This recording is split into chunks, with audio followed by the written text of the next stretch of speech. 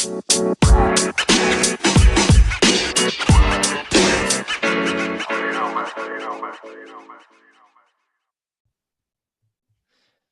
right, everyone. Welcome back to another episode of the Business Blast podcast. I'm your host, Tyler Wagner. Today, I have Sara Quiriconi with us. She is an author, speaker, coach, and content creator. So welcome to the show. Thank you so much, Tyler. That's quite an intro and absolutely perfect. So yes, we got it. We got the last name on point.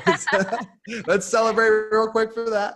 We had some jokes before for listeners about the spelling of last names, and it's funny. I mean, not to start it off already, but it's funny how kids can be when you're younger. Because I was making the joke how they call me macaroni, and it's like, yeah. Now I use it as a reference. So it's like, now what? Yeah, macaroni. I feel like for elementary, that's like fair. But middle school, high school, you got to start to be a little more clever. So the first one we ask on this show is, what's the best story from your life that has an underlying valuable message? Oh, we go deep picking fast. One. Yeah. But it's really, I think life has so many lessons and stories that really can tip and turn. And when you're open to it, can really teach you something. So my wow is in relation to picking one. I'll go for the pivotal part that changed from part one in my book to part two. So between the fall and the rise, it was after going through cancer. So I'm a 15-year cancer survivor of Hodgkin's lymphoma. And after going through cancer, it was this post-traumatic rebirth. What do I do now? I need to fix my shit and, get on with life and do something awesome. And it was this long plateau of still stumbling along the way, which I'm sure we'll get into more detail later about the details of what I've been through and the bumps and rocks. Yeah. But a part of it really was what I started to wanting to heal, that desire to want to live better. And I think that was the biggest turning point after cancer, when I was still struggling with alcohol, when I was still struggling with an eating disorder. And I had this wake up call when I was dating my ex-husband at the time. I'm like, I want to create something better for myself. And I made that mental choice to really dedicate to wanting to do it.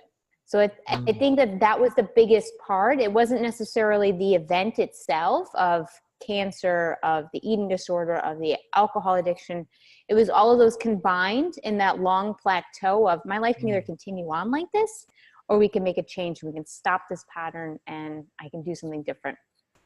So yeah, to dive deeper in some of those things. So like the type of cancer, I'm actually not familiar with it. So like what are like the, I guess, side effects of that type, or what does that type mean that you mentioned? So it's Hodgkin's lymphoma. There's two different, three. There's leukemia, there's Hodgkin's lymphoma, and non-Hodgkin's lymphoma. Oh, okay. And they're all cancers of the blood. So that's probably the easiest way to relate to it, is they're all cancers related to the blood. And the lymphatic system is designed to clean any toxins out of your body. When they don't clean them, they get stuck within you. So it was a combination of things that potentially, we all have cancer cells within us, some more by genetics, but as humans, our cells can mutate if they're not properly cared for. And if it's really the perfect storm of elements that creates the cancer tumor to begin to grow and metastasize. So the Hodgkin's, I think that answers the first part of what Hodgkin's is. So I was 19. I was 19 years old when I was diagnosed. But what some of the, I will say, you asked what some of the side effects that I started to notice. I had this big lump in my neck that just got bigger and bigger and bigger. It started out as, we called it the bean. And it was like this little, it's a nodule of your lymph nodes, and it was moving, and it started to grow, and it started as a kind of a joke where we called this little thing in my neck the bean, and it grew into a cancer that was almost the size of a golf ball. So it got really big until one day my mom's telling me, you are going to the doctor. I was in the PD section still at the time. And she's like, go get this checked out. So that's really the first telltale sign of there's something not right here. Yeah. Got it. Okay. So that being it like a physical, like growth thing, that kind of was obvious. That stands there. out. Yeah. Okay. Gotcha.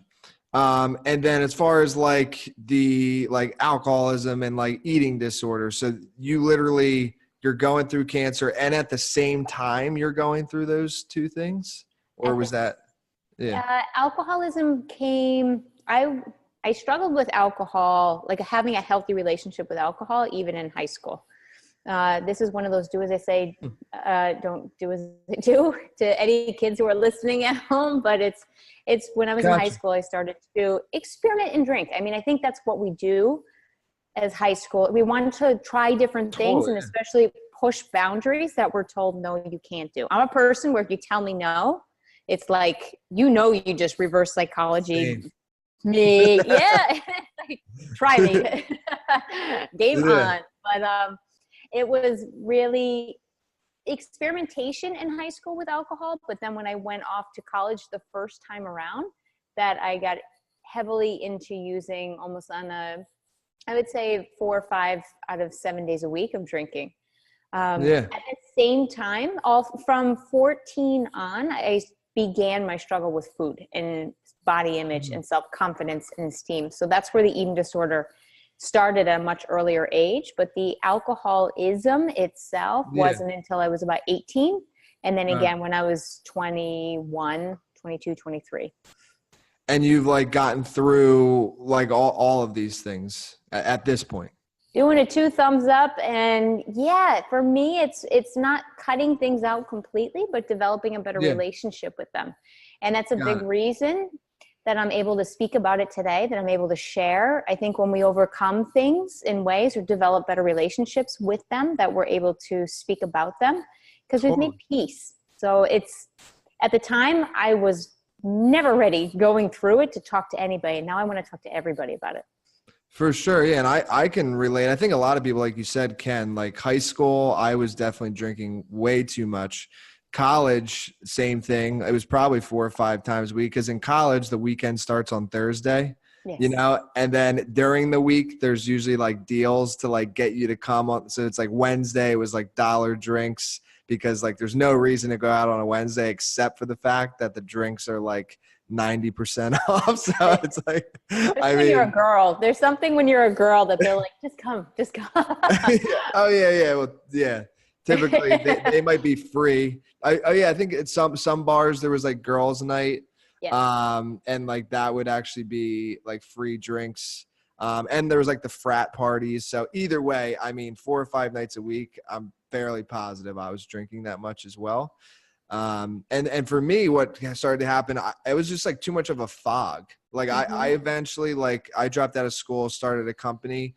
And it got to a point for me where I was like, okay, I either have to choose the company or the drinking because it's affecting me days after the fact. And so I had a great night, but like the next day was awful. So just like you, I haven't like removed it fully, but I have a better relationship with it where it's like, I can just have 2 drinks and be okay. Like I don't need 12 or whatever. Sure.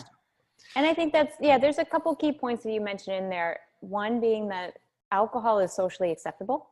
Like having an eating disorder is, it's not like, yeah, way to go, throwing up and starving yourself today. But it's which I did, and that's why I'm not making light of it at all. But it's not socially acceptable in the way that drinking is encouraged.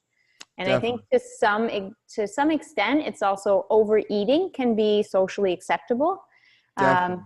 The part that really with alcohol that started to hit me, it was like severe guilt. And it was really the waking up and the need there was often times where I would wake up and just keep drinking because it was easier than dealing with the hangover.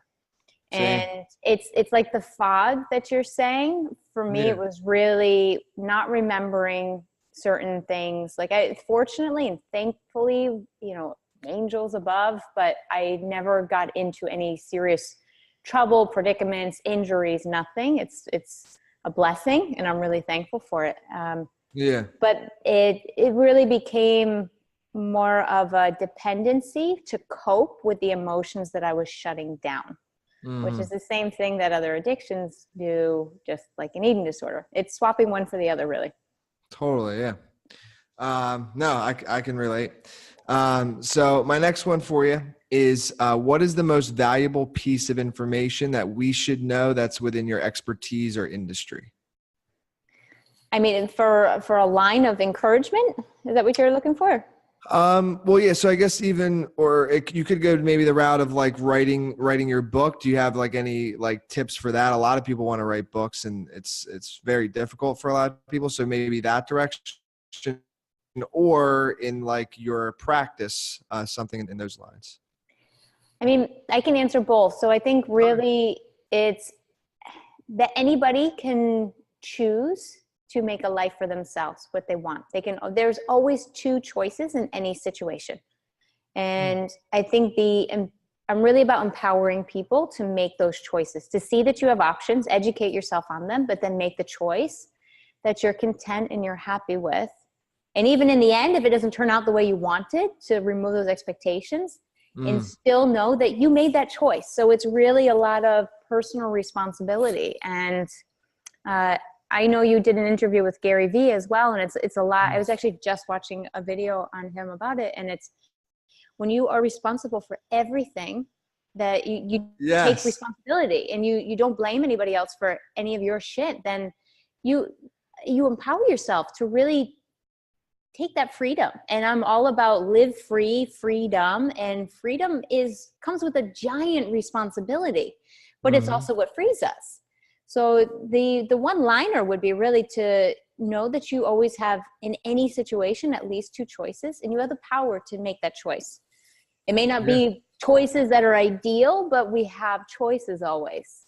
um, that's a big part of what the book is. And Yeah. as far as writing a book, I mean, I come from a design background. So I was a professional graphic designer, art director, and even to this day, I'm a creative director. So I'm always directing all of my shoots and all the content creation that I do. Yeah. And it's really to start with a core, start with an idea, and start to create outlines for where you want. You have to know your beginning, like where you're starting, but you really need to know more of the ending, where you want to be, where you want to Mm. take the reader, or what story you want to tell.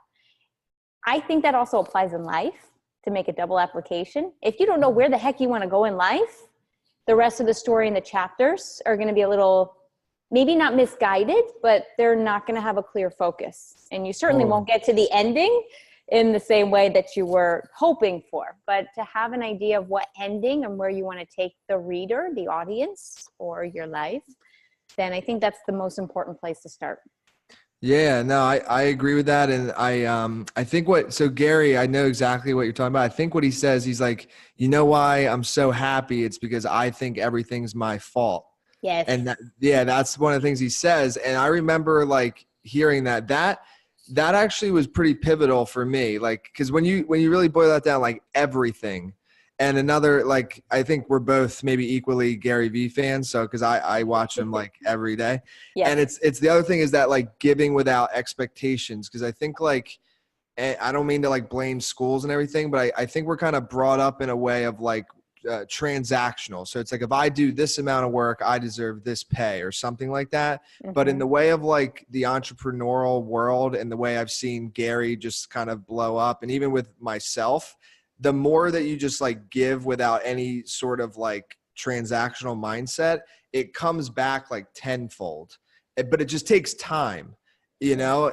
And I think like if you can kind of remove that transactional mindset and get into the mindset of just like giving, and you need to take care of yourself for sure. I'm not saying you don't do that, but if you just keep giving, it is kind of funny, I guess, how it just comes back. It just does. I agree. Um, so yeah, just watching Gary with how much he just over delivers all the time, and it really does. It comes back. So I just kind of follow that model. It's um it's definitely, and this is where I'll need to send you a copy of the book, but there's the second part of the manifesto, and in the Live Free Manifesto, and I talk about that, and it's Mm, act without act without expectation. So you're acting and you're not expecting something in return. I'm sharing a post on Instagram, and no matter how many likes or I'm sharing it because at least I know it's connecting to one reader out there who was asking that question or needed to hear the message. So it's not the expectation of something, but it's acting because of pure will. And I think that's exactly what you're saying. So it's the same mindset, same everything. Yeah, and that changes. And what's interesting is that actually changes the literal action that you take. Because if you act with an expectation, your actual action will be potentially inauthentic. Like it won't be actually like, so either way, that's we could go deep on that. So my next one, and maybe we kind of covered some of it, is what's your best piece of just overall business advice? So not necessarily like industry specific, but just business in general. Like what would you say? Without sounding too cliche, it's really I actually just posted on this. This is where I'm using some of the wording. So never settle is one of the manifestos as well. And it's, if you know you can do better, don't cut yourself short. Don't limit yourself. If you really truly believe in what you're doing, your passion, then know whose voice is pushing on top of what your actions are. And it's to always do your best. No matter what, do your absolute best.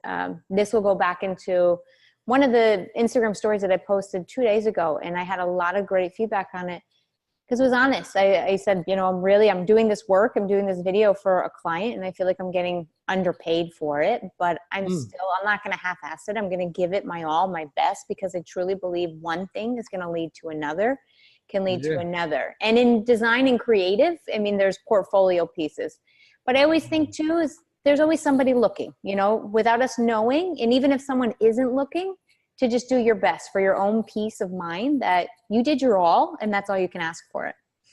Yeah, your own peace of mind. And I think too, like whenever anybody's getting started with like a new business, like a new entrepreneur, I always like tell them my story of like how I just did it for free at first, like in exchange for a testimonial. That's all I asked for. So like I did a book, it did well, and then I started helping other people with it for free.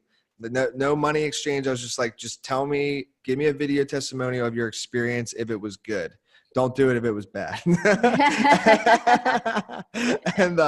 And then from that though, I did that with like 10, 15 people.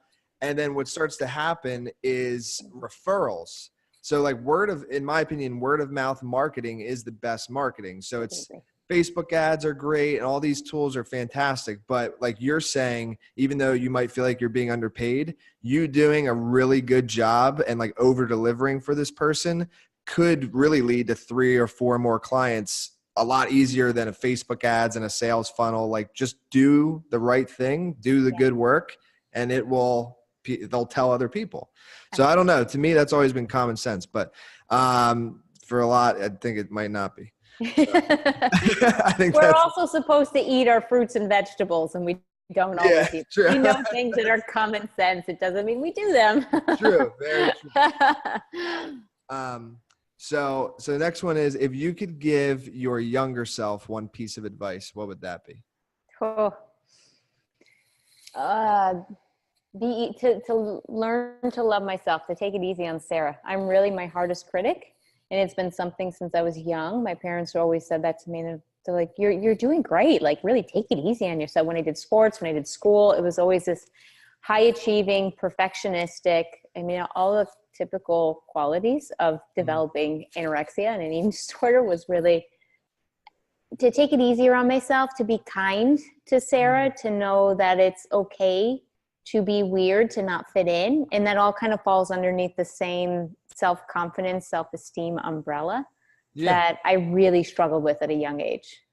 Sara needed like a little hug in a lot of ways, with a little pat on the head. And it was just like, it's okay.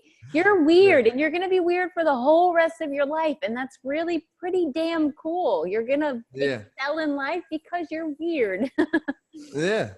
No, I agree. I think when you can like start to embrace it, because that's the hardest part too, is like when you get put into school and like society, when you are weird, then it's almost looked down upon. But what's interesting is that it tends to be a trait, and weird may not be like the best word. Like, I don't know how to word it, but it tends to be a good trait for success though. Like if you can stand out later in life, it tends to work well. Whereas in school, they're like, no, stay in line, like learn calculus. It's like, I hate calculus. I don't want to learn that See, shit. and I loved it. That and physics. Oh man, no way. Weird. I told you I'm weird. I also don't like chocolate. Weird. I know. No, no, but like, no, that's awesome. But see, for somebody like me who just, I love human interaction and I hated like calculus. So like, all I'm saying is it wouldn't be best for me to then like listen to that and like go all in on calculus. Like, I think what's better is double down on your strengths. So if you love calculus, like maybe that would have been a potential great thing for you, you know? The art thing worked out pretty damn well, and the talent and but life has been the lessons. But I think the idea of school and how the school system works and learning is a complete conversation for another day that I totally really can go off on a whole limb for. But I know. That's it's a whole different topic. That's a deep rabbit hole. I'm with you. There's a section in my book called Own Your Weird, and it's a hashtag that I use often, and it's something that I share with a lot of younger kids who are messaging out to me, and I say kids like 16, 17, 18, and it's about owning your weird, because there is this part, and that's why I use the word weird, because it's literally in my book. Hashtag Own Your Weird. And it's learning to be okay with yourself and who you are, and that's really okay. That's going to be your strength later on in life. There's a joke, and I'm trying to think of it, and it says, that kid that you're teasing about being the nerd in school, you better shut the F up, because he's going to be your boss someday. Yes, I know exactly the quote you're talking about. And it's true. It's actually, that's like real stuff right there. He's going to be giving your promotion or your pig slip, so shut up. So I think you kind of said it, like owning your weird, I think could be part of this answer. So the next one though is, in your opinion, what's the key to happiness? And I would say owning your weird is part of it. But what?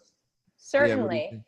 That's part of it, because I think it all ties under self-acceptance, self-awareness. I think self-awareness is the biggest key to happiness, because when you are self-aware of what you like, what you don't like, what your values are, what you can tolerate, what you absolutely cannot tolerate, then you start to filter out decisions that you're making. And you're going to choose things that bring the happiness factor as a byproduct. So instead of chasing the happiness itself, you're already choosing and doing things that are creating happiness as a byproduct. Yes, agreed.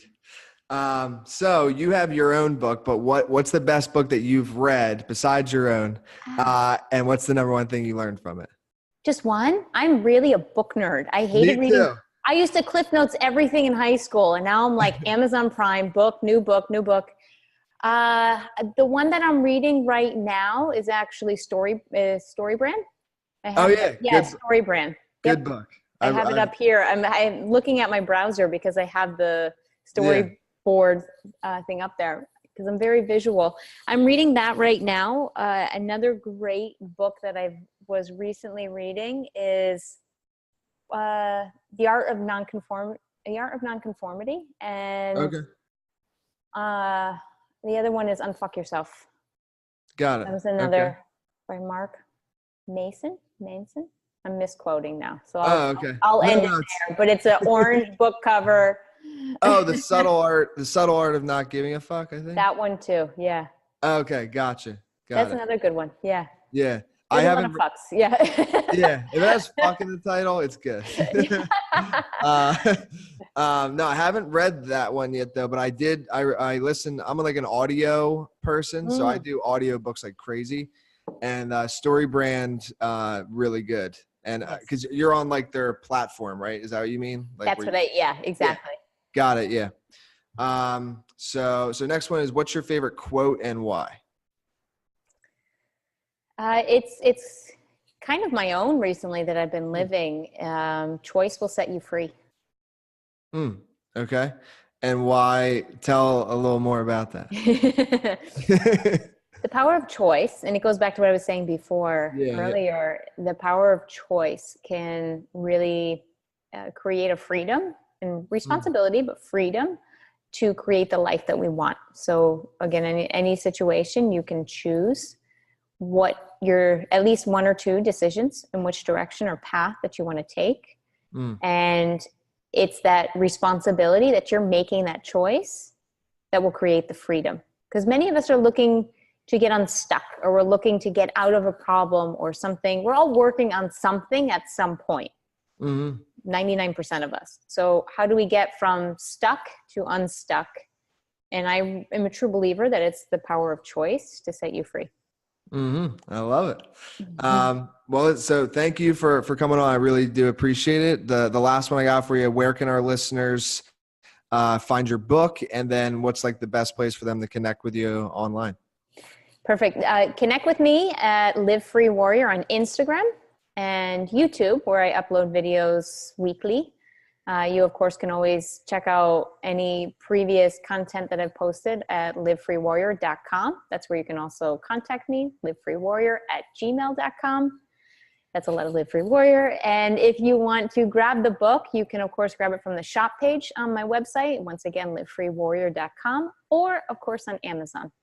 Just look up Living Cancer Free, ebook and paperback.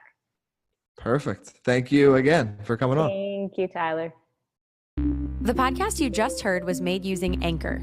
Ever thought about making your own podcast? Anchor makes it really easy for anyone to get started. It's a one-stop shop for recording, hosting, and distributing podcasts. Best of all, it's 100% free. Sign up now at anchor.fm/new. That's anchor.fm/new to get started.